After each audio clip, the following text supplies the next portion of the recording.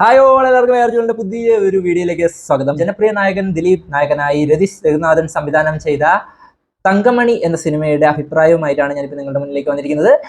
തങ്കമണി എന്ന സിനിമയുടെ അഭിപ്രായത്തിലേക്ക് പോകുന്നതിന് മുമ്പ് ഒരു കാര്യം പറയാനായിട്ടുണ്ട്. പതിവിന് വിപരീതമായിട്ട് ഞാൻ ഈ ഒരു വീഡിയോയ്ക്കകത്ത് സിനിമയ്ക്ക് ഒരു റേറ്റിംഗും കൂടി നൽകുന്നുണ്ട്. അത് എൻ്റെ അഭിപ്രായവുമായിട്ട് ബന്ധപ്പെട്ട് തന്നെയാണ് ആ ഒരു റേറ്റിംഗ് അടിസ്ഥാനപരമായിട്ട് ഇരിക്കുന്നത്.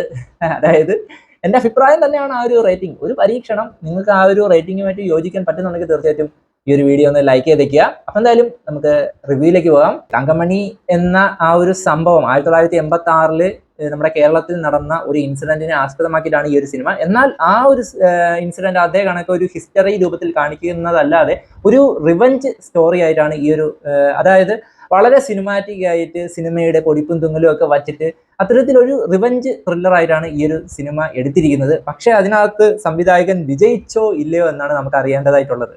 തങ്കമണി എന്ന സിനിമ അനൗൺസ് ചെയ്ത അന്ന് മുതൽ ഞാൻ കുറച്ചൊക്കെ പ്രതീക്ഷയോടെ കാത്തിരുന്ന ഒരു ദിലീപ് ചിത്രമായിരുന്നു. പക്ഷേ ടീസറും ട്രെയിലറും ഒക്കെ ഇറങ്ങിയ സമയത്ത് എൻ്റെ ആ ഒരു പ്രതീക്ഷയ്ക്ക് ചെറിയൊരു മങ്ങലേറ്റെങ്കിലും സിനിമ നന്നാകും എന്നൊരു ചെറിയ പ്രതീക്ഷ എവിടെയോ ഉണ്ടായിരുന്നു. ഓക്കെ, ടീസറിലും ട്രെയിലറിലും എല്ലാവരും പറഞ്ഞ പോലത്തെ ആ ഒരു സീരിയൽ മേക്കിംഗ് സ്റ്റൈൽ, ഒരു ബിഗ് ബഡ്ജറ്റ് സീരിയൽ കാണുന്ന ഒരു ഫീൽ ഈ ഒരു സിനിമ കണ്ട് ഉടനീളം എനിക്ക് ഫീൽ ചെയ്തൊരു കാര്യമാണത്. അത് തന്നെയാണ് ഈ ഒരു സിനിമയുടെ മെയിൻ ഡ്രോബാക്ക്. തീർച്ചയായിട്ടും ഈ ഒരു തങ്കമണിക്കകത്ത് തങ്കം ഇല്ലെന്ന് ഞാൻ പറയത്തില്ല. നല്ല ഒന്നാന്തരം പത്രം മാറ്റിയ തങ്കമുണ്ട്. പക്ഷെ കൂടുതലും ചെമ്പായി പോയടേ. തങ്കത്തിന് പകരം കുറേ സ്ഥലത്തൊക്കെ ചെമ്പ് വെച്ച് കെട്ടി വെച്ചേക്കുവാണ്. അതാണ് ഈ ഒരു സിനിമയുടെ ഒരു പ്രോബ്ലം. ആ തങ്കം എന്താണെന്ന് ഞാൻ പറയാം. അതിനു മുമ്പ് ചെമ്പ് എന്താണെന്ന് വെച്ചാൽ, ഞാൻ നേരത്തെ പറഞ്ഞ കണക്ക് ഈ ഒരു തങ്കമണി എന്ന സിനിമയിലെ ചെമ്പ് എന്താണെന്ന് വെച്ചാൽ, ഈ ഒരു സിനിമയ്ക്കകത്തെ സിനിമാറ്റോഗ്രഫി, കളർ ഗ്രേഡിങ് ഒക്കെയാണ് ഈ ഒരു സിനിമയ്ക്കകത്തെ ചെമ്പ്. ഒരു ബിഗ് ബഡ്ജറ്റ് സീരിയൽ കാണുന്ന അതേ ഫീലിലാണ് ഞാൻ ഈ ഒരു സിനിമ ആദ്യ അവസാനം കണ്ടത്.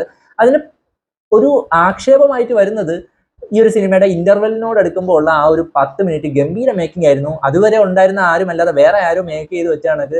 ഒരു ഗംഭീര മേക്കിംഗ് ആയിരുന്നു. ആ ഒരു തങ്കമണി സംഭവത്തിലേക്ക് പോകുന്നതിന് ആസ്പദമായിട്ടുള്ള ഒരു സംഭവം ആയിരുന്നു ആ ഒരു ഇന്റർവൽ സീൻ എന്ന് പറയുന്നത്. അത് ഗംഭീരമായിട്ട് ചെയ്തു വെച്ചിട്ടുണ്ട്.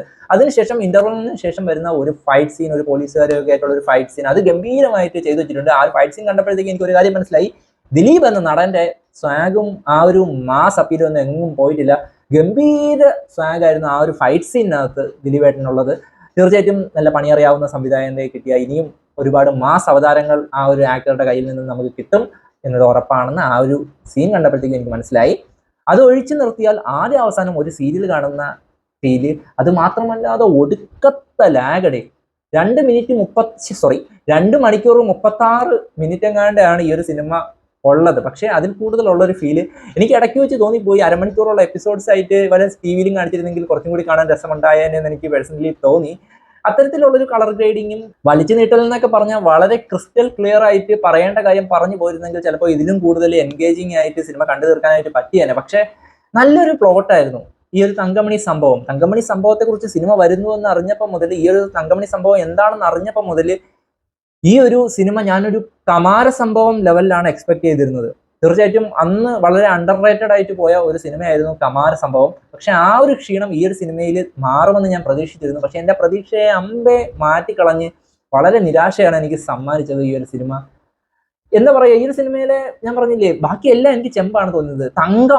തനി തങ്കമായിട്ട് തോന്നിയത് ഒരുപാട് നാൾക്ക് ശേഷം ദിലീപ് എന്ന ആക്ടറുടെ ആ ഒരു കിടിലൻ പെർഫോമൻസ് ഞാൻ ഇവിടെ കണ്ടു. പ്രത്യേകിച്ച് സെന്റിമെന്റൽ സീൻസിലൊക്കെ ഹി ജസ്റ്റ് നെയിൽഡ് ഇറ്റ്.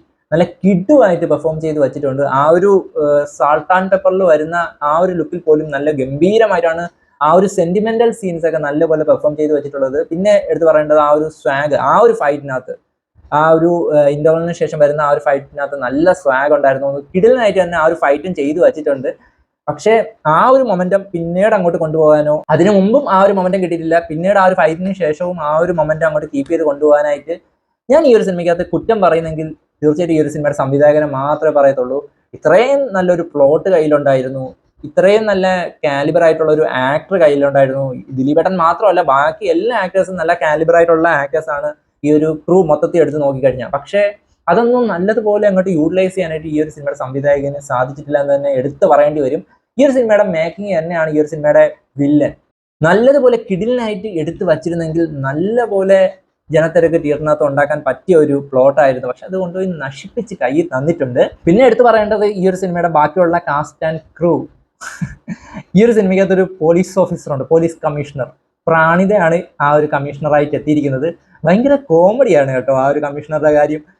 സാധാരണ നമ്മളിലെ ജേർണലിസ്റ്റുകളിലൊക്കെ ഏതെങ്കിലുമൊക്കെ വിവരം ശേഖരിക്കാൻ ചെല്ലുമ്പോഴത്തേക്ക് ആൾക്കാർ പോവാൻ ആട്ടി ഓടിക്കുന്നതൊക്കെ കണ്ടിട്ടുണ്ട്. ഇതിനകത്ത് ഒരു കമ്മീഷണറെ ഒരു കൂസലും ഇല്ലാതെ നമ്മൾ ചോദിച്ചറിയാനൊക്കെ ചെല്ലുന്ന സമയത്ത് പോയിട്ട് പിന്നെ ഇപ്പൊ സമയമില്ല എന്ന് പറയുന്ന രീതിയിലൊക്കെയാണ് ആ ഒരു കമ്മീഷണറുടെ ആ ഒരു അവസ്ഥ എന്ന് പറയുന്നത്. പിന്നെ പ്രതി ഇരുന്ന് ഫ്ലാഷ് ബാക്ക് പറയുന്ന സമയത്ത് മറ്റുള്ള സീരിയലുകളൊക്കെ കണ്ടിട്ട് നമ്മുടെ അമ്മമാരൊക്കെ ഇരുന്ന് കരയുന്ന കണക്കാണ് ഈ ഒരു കമ്മീഷണർ ഇരുന്ന് കരയുന്നത്. അത്തരത്തിൽ ഒരു കോമഡി കമ്മീഷണറാക്കി മാറ്റി വച്ചിട്ടുണ്ട് പ്രാണിത ചെയ്ത ആ ഒരു ക്യാരക്ടറിനെ. തീർച്ചയായിട്ടും നിതാപിള്ള ഈ ഒരു സിനിമയ്ക്കകത്ത് ദിലീപിന്റെ ഭാര്യയായിട്ട് എത്തുന്നുണ്ട്.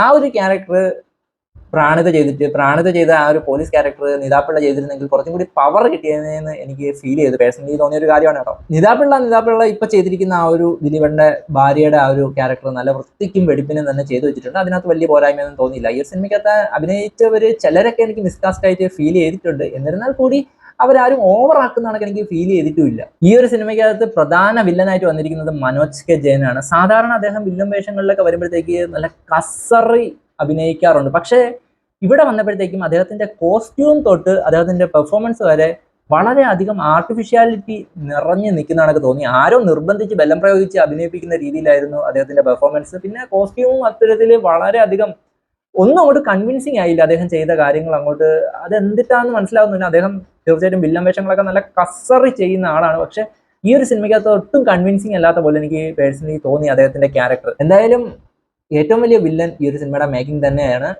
പിന്നെ ലാഗ്, നല്ല അടിപൊളി ലാഗ്. പിന്നെ 2.5 മണിക്കൂറൊക്കെ തിയേറ്ററിൽ ഇരുന്ന്, പ്രത്യേകിച്ച് ഇപ്പം ഭയങ്കര ചൂടൊക്കെ അല്ലേ, ഒരു തവണയൊക്കെ ഇരുന്ന് തിയേറ്ററിൽ പോയിരുന്ന് കാണാനുള്ള ഒരു സംഭവം എവിടെയൊക്കെയോ ഈ ഒരു സിനിമയ്ക്കകത്ത് ഉണ്ട്.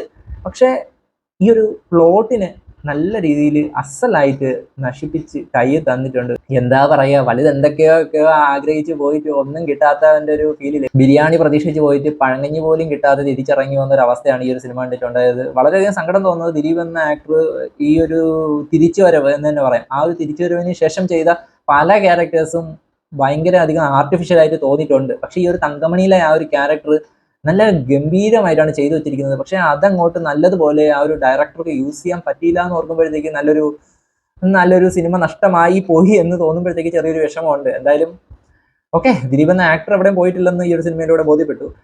അതൊഴിച്ചാൽ ഈ ഒരു സിനിമയ്ക്കകത്ത് വേറൊരു നല്ല കാര്യവും എനിക്ക് തോന്നുന്നില്ല. ഓക്കെ, കുറച്ചും കൂടിയൊക്കെ നന്നായിട്ട് എടുക്കാമായിരുന്നു. കുറച്ചും കൂടി സീൻസ് ഒക്കെ കട്ട് ചെയ്ത്, അനാവശ്യമായിട്ടുള്ള ഷോർട്സ് ഒക്കെ കട്ട് ചെയ്ത് നല്ലൊരു സിനിമയാക്കി മാറ്റാമായിരുന്നു തങ്കമണി എന്ന ഈ ഒരു പടത്തെ. എൻ്റെ ഒരു റേറ്റിംഗ് എന്ന് പറയുന്നത് 2 out of 5 ആണ്. ആ ഒരു 2 കൊടുക്കാനുള്ള കാരണം തീർച്ചയായിട്ടും ദിലീപേട്ടൻ്റെ ആ ഒരു പെർഫോമൻസിനാണ് ആ ഒരു റേറ്റിംഗ് കൊടുത്തിട്ടുള്ളത്. പക്ഷേ ബാക്കി ആ ഒരു റേറ്റിംഗ് കുറഞ്ഞതിൻ്റെ കാരണം തീർച്ചയായിട്ടും ഈ ഒരു സിനിമയുടെ സിനിമാറ്റോഗ്രാഫി, മേക്കിംഗ്, പിന്നെ ലാഗ്, ഒടുക്കത്ത ലാഗ്.